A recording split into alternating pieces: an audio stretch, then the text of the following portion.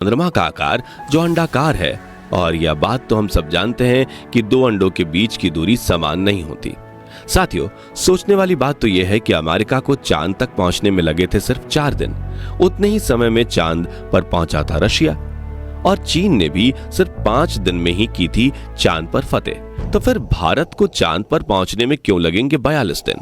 दोस्तों, 14 जुलाई 2023 के दिन चंद्रयान 3 आंध्र प्रदेश के श्रीहरिकोटा में स्थित सतीश धवन स्पेस सेंटर से चांद पर जीत पाने के सफर के लिए रवाना हो चुका है, और 42 दिनों के लंबे सफर के बाद चंद्रयान 3 का विक्रम लैंडर चांद पर लैंडिंग करेगा।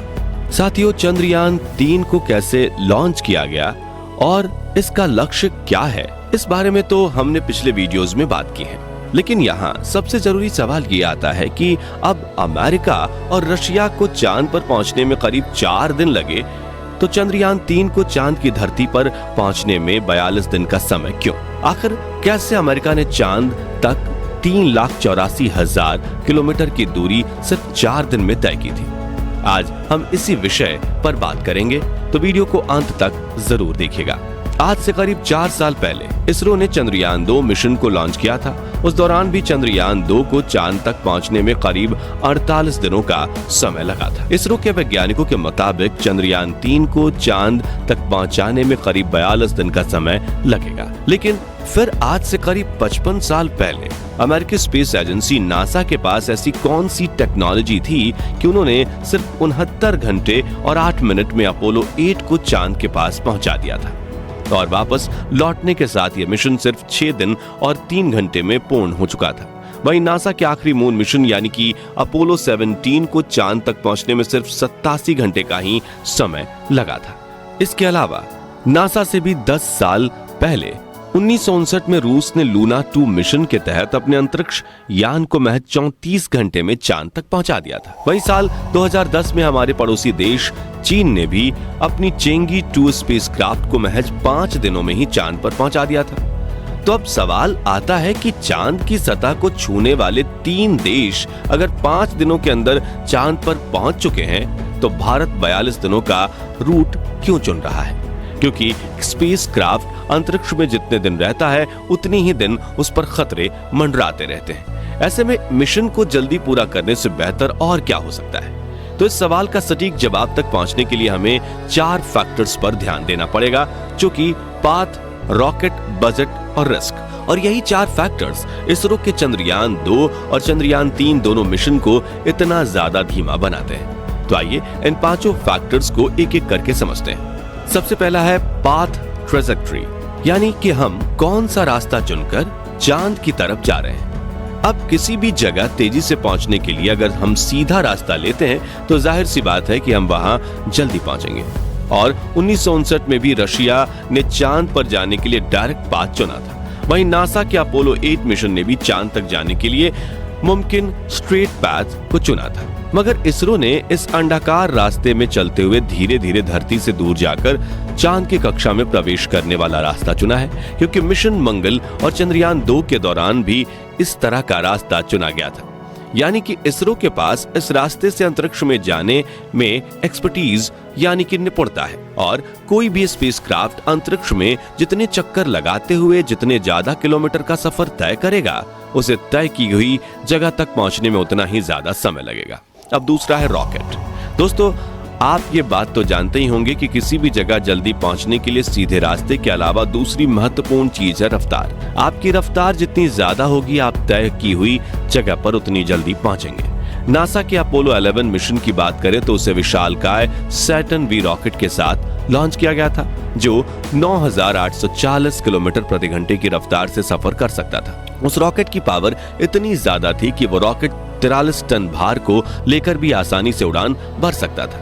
लेकिन इतना बड़ा रॉकेट अपनी एक कीमत के साथ आता है। साथियों, नासा ने उस वक्त सैटर्न V रॉकेट बनाने के लिए $185 बिलियन खर्च किए थे।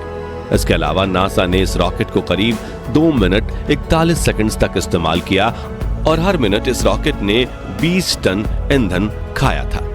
मगर एक हाई स्पीड रॉकेट का इस्तेमाल करने में सिर्फ पैसा ही मुख्य भूमिका नहीं निभाता, बल्कि इसके जरिए चांद तक पहुंचने के बाद हमें अपने स्पेसक्राफ्ट की रफ्तार तो कम करनी ही होगी ताकि चांद पर अपनी गुरुत्वाकर्षण सीमा पकड़ सके। और अगर हमने ऐसा नहीं किया तो स्पेसक्राफ्ट चांद पर क्रैश लैंडिंग कर जाएगा, फिर को पार करके अंतरिक्ष में दूर दराज निकल जाएगा। और इस स्पीड को कम करने के लिए चाहिए होता है एक एक्स्ट्रा इंजन, एक्स्ट्रा फ्यूल और काफी ज्यादा सावधानी, जिससे मिशन और ज्यादा मुश्किल हो जाएगा और रिस्क भी बढ़ जाएगा। साथियों, हमारी बात करें तो फिलहाल इसरो के पास सैटर्न 5 जैसा शक्तिशाली रॉकेट नहीं है जो कि स्पेसक्राफ्ट को सीधा चांद पर ले जाए, बल्कि हमारे पास LVM-3 यानी लॉन्च व्हीकल मार्क 3 है।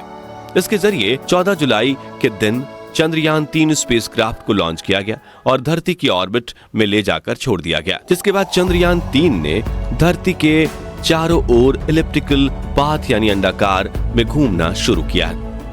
अब इस राह में कुछ समय बाद क्रायोजेनिक इंजन को जलाकर इसकी राह को और ज्यादा अंडाकार बनाया जाएगा, जिससे एक मौके पर यह पृथ्वी की गुरुत्वाकर्षण सीमा को पार कर जाएगा, जिसके बाद इंजन चालू करके इसके चांद की कक्षा में भेजने का कार्य शुरू होगा, जहां गोल गोल घूमकर ये चांद के करीब पहुंचेगा और फिर इसका लैंडर चांद की सतह की ओर रवाना हो जाएगा। इस प्रक्रिया में भले ही दिन ज्यादा लगे, लेकिन कम शक्ति वाले रॉकेट से भी काम चल जाता है और ये रास्ता ज्यादा सुरक्षित भी प्रतीत होता है। अब तीसरे पॉइंट यानी कि बजट की बात करें तो नासा के अपोलो 11 मिशन में कुल $335 मिलियन यानी कि करीब 2900 करोड़ रुपया खर्च हुआ था, जिसमें अगर महंगाई जोड़ दी जाए तो 55 साल बाद आज के समय में इस प्रोजेक्ट की कॉस्ट $2 बिलियन के पार चली जाएगी। लेकिन चूंकि भारत मानव रहित स्पेसक्राफ्ट को चांद की सतह पर भेज रहा है, इसलिए हमने चांद के इस चंद्रयान मिशन 3 का बजट सिर्फ 600 करोड़ रुपए रखा है, क्योंकि इस बार हमें हर हाल में चांद पर सेफ लैंडिंग करनी है और यदि भविष्य में हम इंसानों को चांद पर भेजते हैं तो हम भी ज्यादा बजट और बड़े रॉकेट के साथ कम दिनों वाला रास्ता ही चुनेंगे। सबसे आखिरी पॉइंट है रिस्क। जब हम आपको चंद्रयान 3 का रूट समझा रहे थे तो आपके दिमाग में भी ये बात जरूर आई होगी कि अपने 42 दिनों के सफर में चंद्रयान 3 अपना ज्यादातर समय पृथ्वी और चांद के चक्कर लगाने में ही बिता रहा है, जबकि हमें चांद के धरातल पर जाना है, तो ये समय की बर्बादी हुई ना। तो हम यहाँ आपको बता दें कि ये तरीका सबसे सरल और कारगर है और इस तरीके को अपनाने में इसरो इतना निपुण है कि नासा भी इस बात पर हमारी वाहवाही करता है। अब अगर चंद्रयान 3 का लैंडर चांद पर सफलतापूर्वक लैंड कर जाता है तो दुनिया भर में हमारी स्पेस एजेंसी इसरो की कुशलता की तारीफें होंगी और हम भी अरबों रुपए के इंटरनेशनल स्पेस प्रोजेक्ट्स लेकर नासा की तरह तगड़ा पैसा कमाएंगे। इसलिए इस मिशन में हड़बड़ी करके इसरो जरा सी भी रिस्क नहीं लेना चाहता और चंद्रयान 3 को सही तरीके से सुरक्षित चांद तक पहुंचाने की कोशिश कर रहा है। अब बात करें 70 के दशक की तो उस वक्त दुनिया के सभी देश स्पेस में जाने की रेस में लगे हुए थे, क्योंकि उस वक्त ऐसा माना जाता था कि जिसने चांद पर फतेह हासिल कर ली वो देश दुनिया का सबसे शक्तिशाली देश कहलाएगा। इसलिए अमेरिका और रशिया ने काफी रिस्क लेकर जल्द से जल्द चांद पर पहुंचने की कोशिश की थी, लेकिन अभी के दौर में रिस्क नहीं बल्कि सटीकता की जरूरत है, क्योंकि भविष्य में जब हम चांद पर जाकर इंसानों की बस्ती बनाएंगे तो हर बार सफर के दौरान अंतरिक्ष यान में बैठे इंसानों की जान के रिस्क थोड़ी ही लेंगे और जिस स्पेस एजेंसी का मिशन ज्यादा सटीक साबित होगा पूरी दुनिया उसी पर भरोसा करेगी। आखिर में हम आपसे इतना कहना चाहेंगे कि दुर्घटना से देर भली होती है। भले ही चंद्रयान 3 का ये 42 दिनों का सफर हमें थोड़ा लंबा लगे, लेकिन इससे भारत के भविष्य में इतने लाभ हैं कि जिसकी हमने कल्पना भी नहीं की होगी।